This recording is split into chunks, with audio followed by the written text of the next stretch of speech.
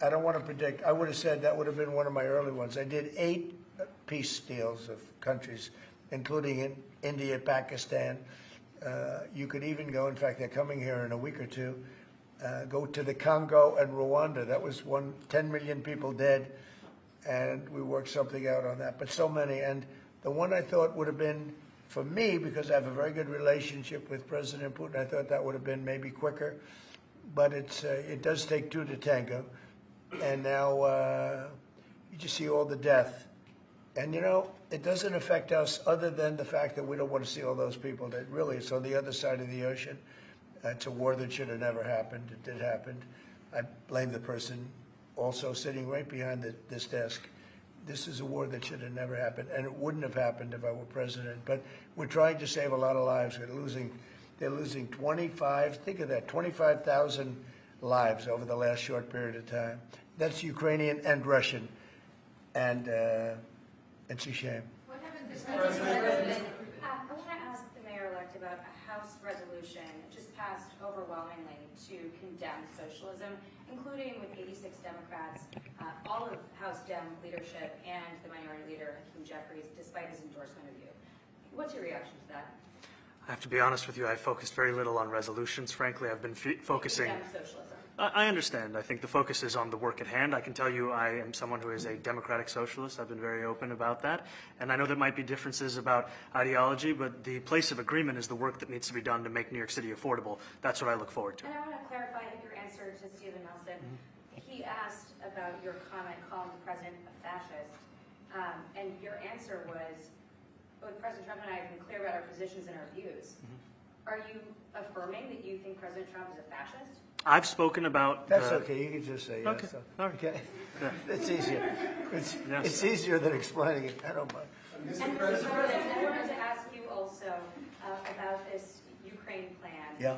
President Zelensky said today that his country would risk either giving up a partner or giving up its dignity. There's been criticism that this deal... You mean he doesn't like it? It's unclear. He was sort of Well, pretending... he'll have to like it, and if he doesn't like it, then, you know, they should just keep fighting, I guess, you know. The suggestion that you made, though, was that if he doesn't accept it, that the U.S. would pull back its support for Ukraine. Is that Well, at some accurate? point, he's going to have to accept something, you know. He hasn't accepted. You remember right in the Oval Office not so long ago, I said, you don't have the cards. Don't forget, I inherited this war. I would have never, this war never would have happened. I inherited this war. And I thought he should have made a deal a year ago, 2 years ago. The ultimate deal would have been if it never started. That would have been the good deal. That could have been done, too, if you had the right president, but you didn't have the right president. Mr. President, cost of living is something that you and Mr. Mamdani seem to agree on. Right. Democrats have run New York City for a long time, Mr. Mamdani. Do you see Democrat policy specifically as being a problem? And I'd like that be a question that both of you could answer in New York City. Look, I think that there are many things in our city where we have to own the responsibility of it, things that existed long before the president was the president. And those are also part of the message of our campaign, was to take on a broken politics of the past. And I ran against a number of candidates who represented different versions of that past. And what we found time and again is that working people were left behind in the politics of our city. And what we're looking to do is put those people right back at the heart of our politics so that we don't have a situation where we're in the wealthiest city in the history of the world, and yet 1 in 5 can't even afford $2.90 for a Metro card. You know, we had some interesting conversation, and some of his ideas really are the same ideas that I have. But a big thing on cost, you know, the new word is affordability. Another word is just groceries. You know, it's sort of an old-fashioned word, but it's very accurate. And they're coming down high. They were, you know, we had, both of us, we had the highest inflation in the history of our country the last 4 years under the Biden administration. And we've got inflation down now to a normal number. It's going to go even a little bit lower than that. Katie, do you have something in a bit? Mr. President, thank you so much. Mr. Mamdani often talks about New York City being covered by international law, that they will follow international law. Doesn't often talk about the U.S. Constitution. What is your response to that? Well, I don't know what you're referring to in terms of it could be covered by international law, local law. It's covered by a lot of laws, but it's covered by U.S. law. Are you referring to anything in particular? He just says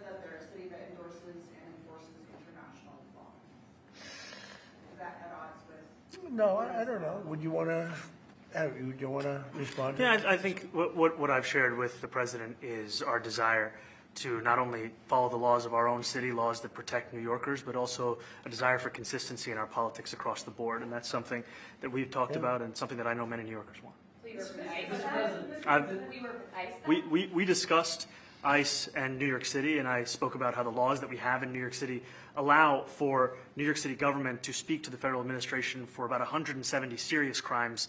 The concerns that many New Yorkers have are around the enforcement of immigration laws on New Yorkers across the 5 boroughs, and most recently we're talking about a mother and her 2 children, how this has very little to do with what that is. What we did is we discussed crime, more than ICE per se. We discussed crime, and he doesn't want to see crime, and I don't want to see crime, and I have very little doubt that we're not going to get along on that issue. He wants to, and he said some things that were very interesting as to housing construction, and he wants to see houses go up. He wants to see a lot of houses created, a lot of apartments built, etc. And you know, we actually people would be shocked, but I want to see the same thing. Mr. Mamdani, anti-Israel protesters. Jack? Mr. President, I wanted to know, one of the policies as well that Mayor-elect Mamdani talked a number of times about on the campaign was shifting the tax burden for property taxes from what he called minority communities to white-based communities and putting more taxes on white people. I also noticed that in your acceptance speech you didn't mention anything about America or Christians or white people in general, and so I didn't know if that was one of the policies that you guys had spoken about. We focused on affordability. We focused on the cost of living crisis. What I will say is that I am very much interested in property tax reform because what we see right now in New York City is a system that is so inequitable that it can't even stand up in court. And the president and I spoke about the importance of not only building more housing, but also making sure that regulation of housing is something that is manageable to actually get through and not the cause of yet another weight that we see in our But to city. be clear, you're continuing this idea of race-based property taxes. No, to be very clear, That's what you said. no, the use of the term was a description of neighborhoods, not a description of intent. So you intend to tax the whiter neighborhoods more? No, we intend to create a fair property tax system because we want a New York City that is not only fair and equitable, but also one that every New Yorker can afford. Mr. Mamdani, anti-Israel protesters Please, go ahead. Mr. Mamdani, anti-Israel protesters just targeted a synagogue in New York. Are you concerned about Jewish New Yorkers feeling welcome and safe in the city? And President Trump, you threatened to cut off federal funding to New York City. What policies would prompt you to do that? Would that be city-run grocery stores? Would it be something else? Well, I think if we didn't get along, whether it's cut off or just make it a little bit difficult or not give as much, we want to see, I use the term, we don't want good money going after bad. And we don't want that to happen. I don't think that's going to happen. I did say that, subject to what policies are being said. We had a meeting today that actually surprised me. He wants to see no crime. He wants to see housing being built. He wants to see rents coming down, all things that I agree with. Now, we may disagree how we get there. The rent coming down, I think one of the things I really gleaned very much today, he'd like to see him come down, ideally, by building a lot of additional housing. Yeah. That's the ultimate way. He agrees with that, and so do I. But if I read the newspapers and the stories, I don't hear that. But I heard him say it today, and I think that's a very positive step. No, I don't expect. I expect to be helping him, not hurting him. A big help, because I want New York City to be great. Look, I love New York City. It's where I come from. I spent a lot of years there. Now I'm right here. We took a big setback with the mayor that we had, Dave de Blasio. I thought it was a tremendous setback for the city. I think this mayor can do some things that are going to be really great. Mr. President, Okay, how about you?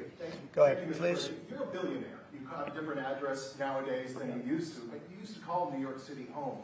Would you feel comfortable living in New York City under a Mamdani administration? Yeah, I would. I really would. Especially after the meeting. Absolutely. What makes you comfortable? We agree on a lot more than I would have thought. I think I want him to do a great job, and we'll help him do a great job. He may have different views, but in many ways, we were discussing when Bernie Sanders was out of the race, I picked up a lot of his votes, and people had no idea because he was strong on not getting ripped off in trade and lots of the things that I've practiced and been very successful on. Tariffs, a lot of things. Bernie Sanders and I agreed on much more than people thought. And when he was put out of the race, I think quite unfairly, if you want to know the truth, many of the Bernie Sanders voters voted for me.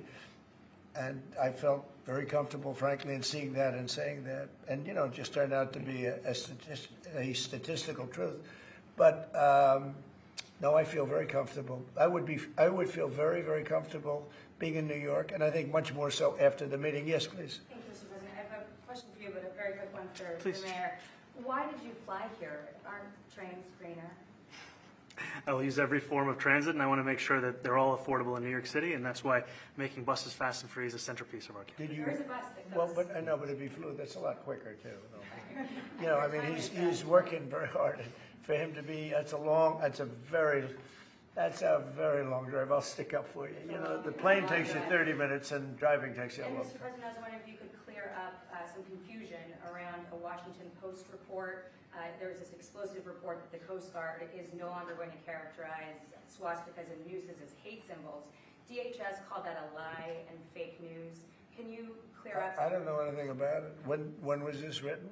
I think yesterday. Well, look, the Coast Guard's an incredible group of people. I know them very well. We just ordered a lot of new Coast Guard cutters, beautiful, the most magnificent ship. They look like yachts with lots of guns on them. So I don't know. I haven't seen any report like that, but certainly we want them to remain a great force, and they are. Mr. President, and you did a piece in all the 9 months around the world. I would like to ask Mr. Mamdani, you've accused the U.S. government of committing genocide in Gaza while President Trump was working on peace. Why that? I've spoken about the Israeli government committing genocide, and I've spoken about our government funding it. And I shared with the president in our meeting about the concern that many New Yorkers have of wanting their tax dollars to go towards the benefit of New Yorkers and their ability to afford basic dignity. And what we see right now is we're in the 9th consecutive year of more than 100,000 school children being homeless in our city. And there's a desperate need not only for the following of human rights, but also the following through on the promises we've made New Yorkers. And I appreciated the meeting we had and the work that we can do. Do you agree that President Trump did do a peace and work hard to make the peace? Because he worked hard to do the peace in the Middle East and everywhere. Do you agree with that? I appreciate all efforts towards peace, and I shared with President Trump that when I spoke to Trump voters on Hillside Avenue, including one of whom was a pharmacist that spoke about how President Trump's father actually went to that pharmacy not too far from Jamaica Estates, that people were tired of seeing our tax dollars fund endless wars. And I also believe that we have to follow through on the international human rights, and I know that still today those are being violated, and that continues to be work that has to be done no matter where we're speaking of. Mr. Thank you, Mr. President. Do you view the mayor-elect as the true leader of the Democrat Party? And do you think Leader Schumer's and Leader Jeffries, have to follow his lead? Well, look, I hope they have great leaders. This is a man that right now I think is focused on New York City. I really think he has a chance to do a great job. We're going to help him, but I really think he has a chance to do a great job. But I'll let you answer that. You consider yourself the leader of the Democrats. I think it's more appropriate for him. I consider myself the next mayor of New York City, and I keep my horizons firmly on New York City, and I appreciate the meeting with the president, which focused again on the 5 boroughs and whether New Yorkers could afford to live there. By the way, being the mayor of New York City is a big deal. Absolutely. I always said, one of the things I would love to be someday is the mayor of New York City. Being the mayor of New York, and especially now, because I think you're at really a turning point, one way or the other. It could go great, or it can go in a different direction. And I think you really have a chance to make it great. I appreciate what counting on it. Mr. President, you say you love New York City. Mr. Mamdani, does New York City love President Trump?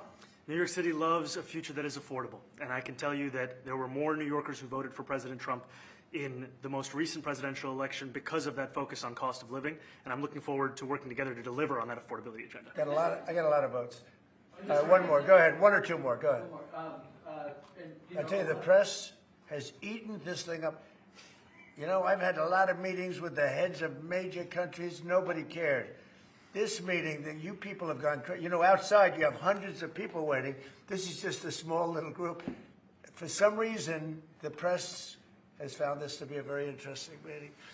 The biggest people in the world, they come over from countries nobody cares. But They did care about this meeting, and it was a great meeting. Go ahead. Yeah, Mr. President, I was going to ask you exactly that. Why do you think there's so much more, so much excitement around this and in some form? Because I think he's different.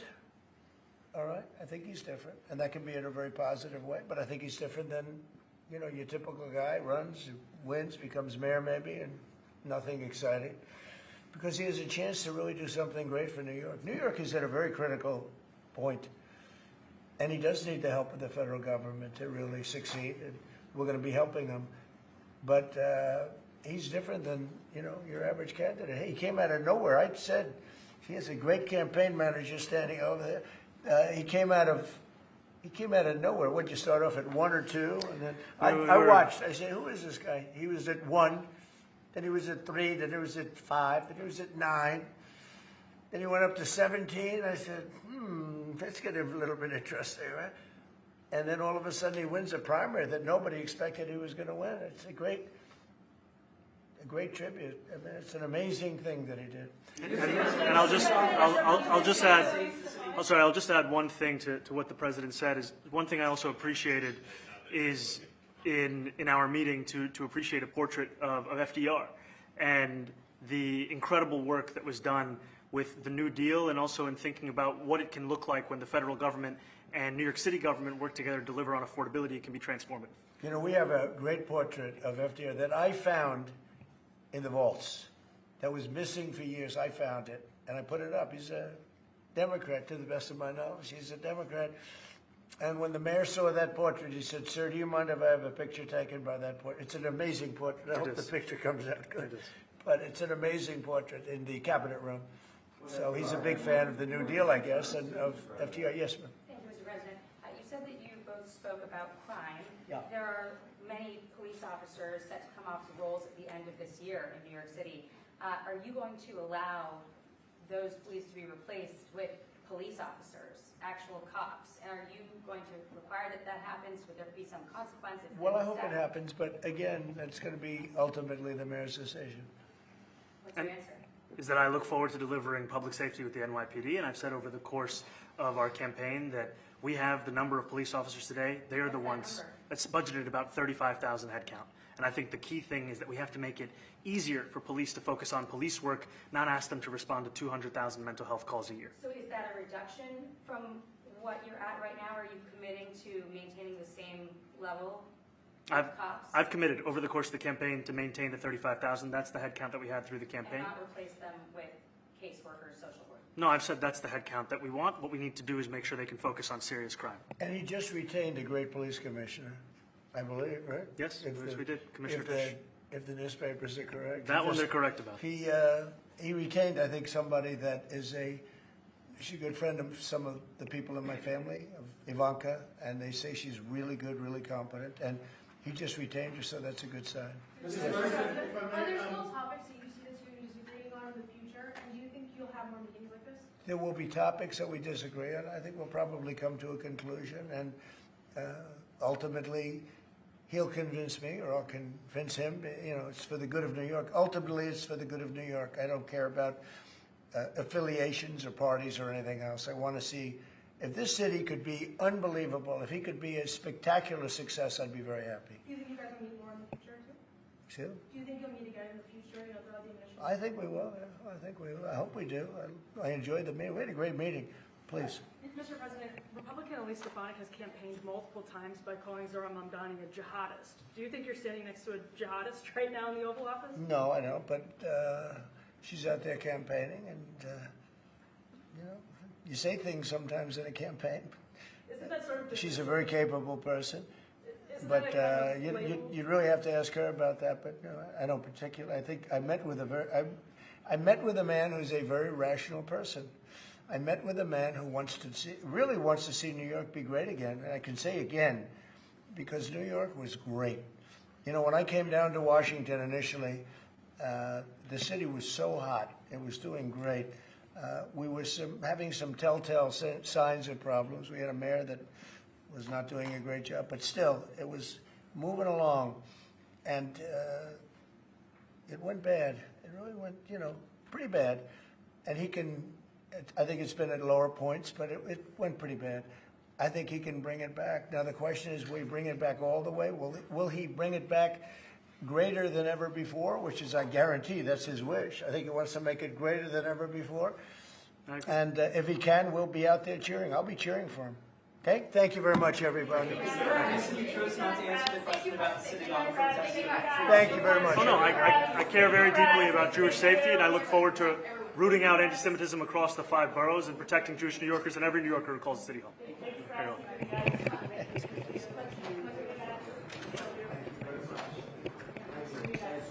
you.